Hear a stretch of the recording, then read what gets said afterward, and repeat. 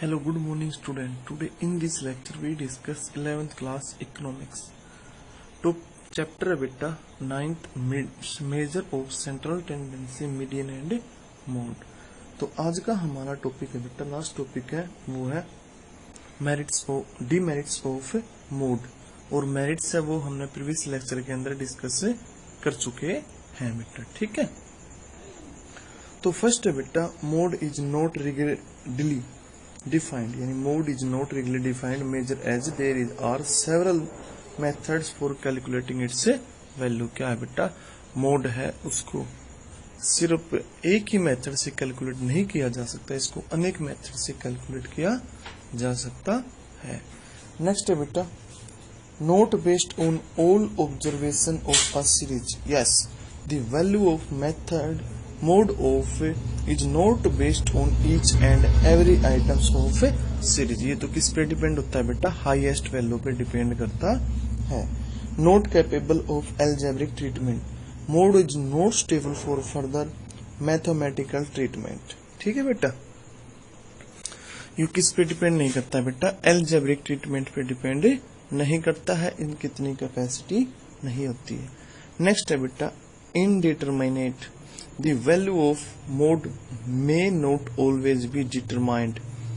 It is difficult to calculate model class in the case of bimodal and multiple distribution। ये क्या करता है बेटा, इंटरमीडिएट है, यानी क्या है, ये एक एक्यूरेट अमाउंट है, उसको डिफाइन नहीं करता। नेक्स्ट है बेटा affected by the fluctuating sampling as compared to mean, mode is affected to a great extent by sampling fluctuation। तो किस पे डिपेंड करता है बेटा, यदि कोई भी सैंपल है उसको चेंज कर दिया है तो क्या होगा बेटा, हमारा मोड भी चेंज हो जाएगा। नेक्स्ट टॉपिक है बेटा, बिल्कुल लास्ट है, वो है comparison between mean median and mode. First है रिगिडली defined, mean and median are rigidly defined versus mode is not rigidly defined।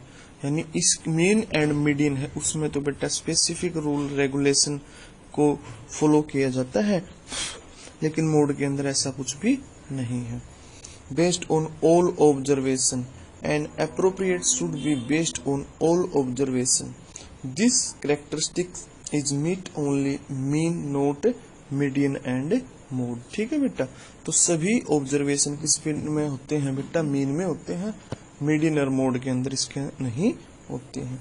Next है बेटा possess sampling stability, the preference should be given to mean with requirement of least sampling variation to be fulfilled. Next है बेटा further algebraic treatment, it should be capable to further mathematical treatment. This characteristic is satisfied only mean and consequently most of the statistical theories use mean as measure of central tendency। ठीक है बेटा, mean के अंदर तो क्या है, algebraic treatment होता है, मीडियन और मोड के अंदर नहीं होता है। नेक्स्ट है बेटा easy to understand and calculate, an average should be easy to understand and easy to interpret. This characteristics is satisfied by all three averages। ठीक है बेटा, तो ये तीनों के तीनों easy to understand हैं।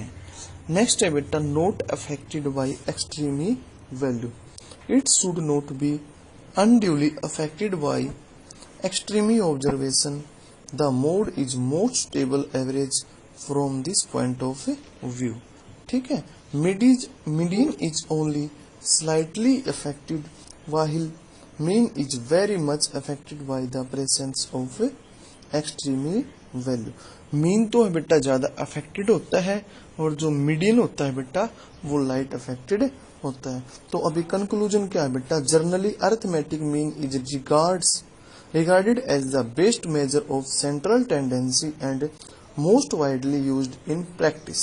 Okay, however in some specific case mode and median are also used depending upon the nature of available data।